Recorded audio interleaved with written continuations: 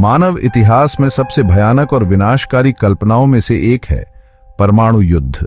यह केवल एक सैन्य संघर्ष नहीं होता, बल्कि यह सभ्यता के अस्तित्व पर एक सीधा हमला होता है। जब दो परमाणु शक्तियां भारत और पाकिस्तान एक दूसरे के आमने सामने खड़ी होती हैं, तो खतरे सिर्फ सीमाओं तक सीमित नहीं रहते, बल्कि पूरी दुनिया इसके प्रभाव की चपेट में आ सकती है। एक ऐसा युद्ध जो कुछ ही घंटों में लाखों जिंदगियां निगल सकता है, शहरों को राख में बदल सकता है और पृथ्वी की जलवायु को सालों तक जहरीला बना सकता है। भारत और पाकिस्तान दोनों के पास अनुमानित रूप से 150 से 170 परमाणु हथियार हैं। ये हथियार विभिन्न मिसाइल प्रणालियों पर तैनात हैं, जो कुछ ही मिनटों में दुश्मन के शहरों तक पहुंच सकते हैं। भारत मिसाइलों की मारक क्षमता इतनी अधिक है कि एक ही मिसाइल से लाखों लोग मारे जा सकते हैं।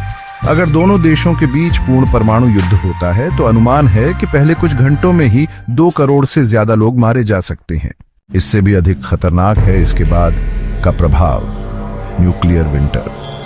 वैज्ञानिकों का मानना है कि इस तरह के युद्ध से वायुमंडल में इतनी राख और धुआं भर जाएगा कि सूर्य की रोशनी धरती तक नहीं पहुंचेगी, जिससे वैश्विक तापमान गिर जाएगा और पूरी पृथ्वी पर कृषि व्यवस्था चरमरा जाएगी। सबसे पहले अगर भारत और पाकिस्तान के बीच पारंपरिक युद्ध छिड़ता है और हालात काबू से बाहर हो जाते हैं, तो दोनों देशों की सरकारें नो फर्स्ट यूज जैसी नीतियों को दरकिनार करते हुए प्रतिशोध में परमाणु हमला कर सकती है। पाकिस्तान, जिसने कभी भी नो फर्स्ट यूज की नीति नहीं अपनाई, संभव है कि वह शुरुआती नुकसान के बाद परमाणु विकल्प को चुने। भारत, जो अब तक इस नीति को मानता आया है, युद्ध की चरम स्थितियों में उसका भी दृष्टिकोण बदल सकता है। अब बात करें इसके मानव प्रभाव की। अगर एक बड़े शहर जैसे कराची, लाहौर, दिल्ली या मुंबई पर 100 किलोटन का परमाणु हमला होता है, तो अनुमानित रूप से 10 लाख से अधिक लोग तुरंत मारे जाएंगे। बचे हुए लाखों लोग विकिरण से पीड़ित होंगे, अस्पताल तबाह हो जाएंगे, डॉक्टर मर चुके होंगे या घायल होंगे, दवाइयों की आपूर्ति ठप हो जाएगी, हजारों मरीज इलाज के बिना दम तोड़ेंगे, जल स्रोत दूषित हो जाएंगे और संक्रामक बीमारियां फैलने लगेंगी। The long-term health crisis following a nuclear event cannot be underestimated. The survivors would face severe health challenges that extend far beyond the immediate aftermath. Chronic illnesses, psychological trauma, and genetic mutations would become prevalent, affecting not just the individuals but also their future generations. The healthcare systems would be overwhelmed, struggling to cope with the sheer scale of the crisis. परमाणु हमले के बाद के प्रभाव सिर्फ तत्काल मौतों तक सीमित नहीं होते। विकिरण के संपर्क में आने से कैंसर, जन्म दोष, मानसिक विकार और त्वचा संबंधी बीमारियां सालों तक मानव शरीर को प्रभावित करेंगी। हिरोशिमा और नागासाकी इसका सबसे बड़ा उदाहरण है, जहां आज भी पीढ़ियां परमाणु प्रभावों से जूझ रही हैं। अगर भारत पाक युद्ध में यह हथियारों का प्रयोग होता है, तो दोनों देशों की आने वाली नस्लें पीड़ित होंगी और सामाजिक आर्थिक व्यवस्था पूरी तरह ढह जाएगी। The environmental catastrophe on a global scale would be inevitable. The nuclear fallout would lead to drastic climate changes affecting weather patterns and agricultural productivity. Oceans and rivers would be contaminated, leading to a collapse of marine life. The impact on biodiversity would be catastrophic, with numerous species facing extinction. The world would witness a chain reaction of ecological disasters, making recovery a daunting task for humanity. अब बात करें वैश्विक प्रभावों की। एक बड़े पैमाने पर परमाणु युद्ध से वायुमंडल में करोड़ों टन कालिख और धुएं का गुब्बार उठेगा, जो सूर्य के प्रकाश को रोक देगा। वैज्ञानिक इसे न्यूक्लियर विंटर कहते हैं, जिसमें वैश्विक तापमान 1.5 से 3 डिग्री सेल्सियस तक गिर सकता है। इसका मतलब है कि भारत, पाकिस्तान, चीन, अमेरिका, यूरोप सभी जगहों पर फसलें नष्ट हो जाएंगी। खाद्य संकट उत्पन्न होगा, जिससे अरबों लोग भूखे मर सकते हैं। संयुक्त राष्ट्र की रिपोर्ट के अनुसार एक सीमित परमाणु युद्ध भी वैश्विक भोजन प्रणाली को इतना कमजोर कर सकता है कि 2 अरब से ज्यादा लोग भूख का शिकार हो सकते हैं।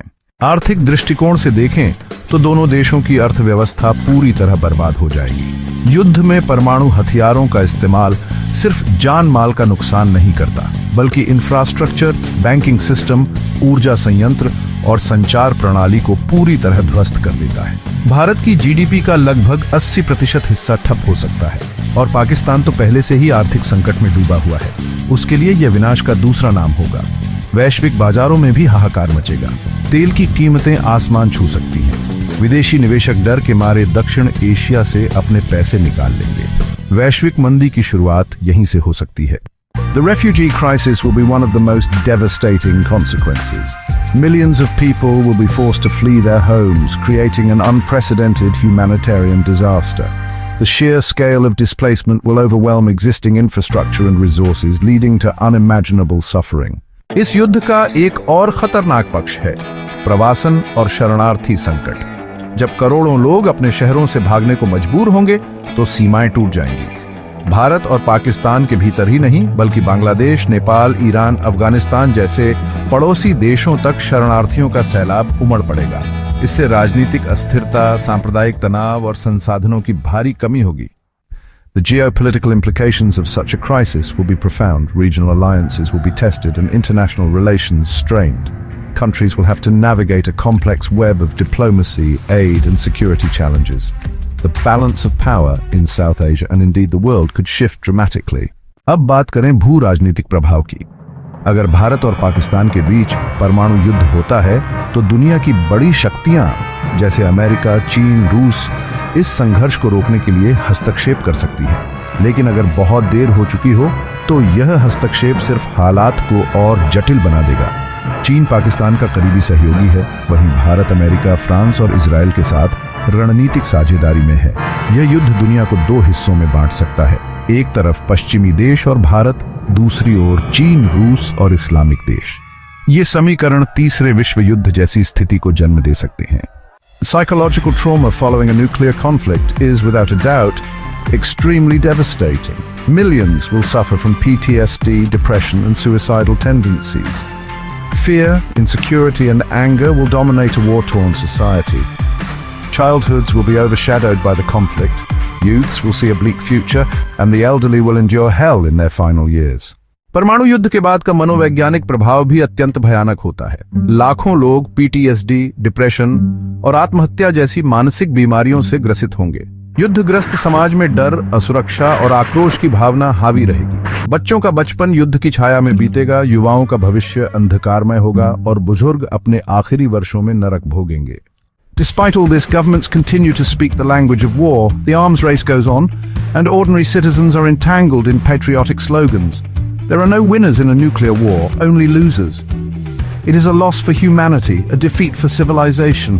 Both India and Pakistan must understand that dialogue, diplomacy, and peace are the only options. If the path of war is chosen, history will bear witness to a mistake that no one will forgive. इस सब के बावजूद सरकारें युद्ध की भाषा बोलती हैं, हथियारों की दौड़ जारी है और आम नागरिकों को केवल देशभक्ति के नारों में उलझा दिया जाता है। एक परमाणु युद्ध में कोई विजेता नहीं होता, सिर्फ हारे हुए लोग होते हैं। यह इंसानियत की हार होती है, सभ्यता की हार होती है।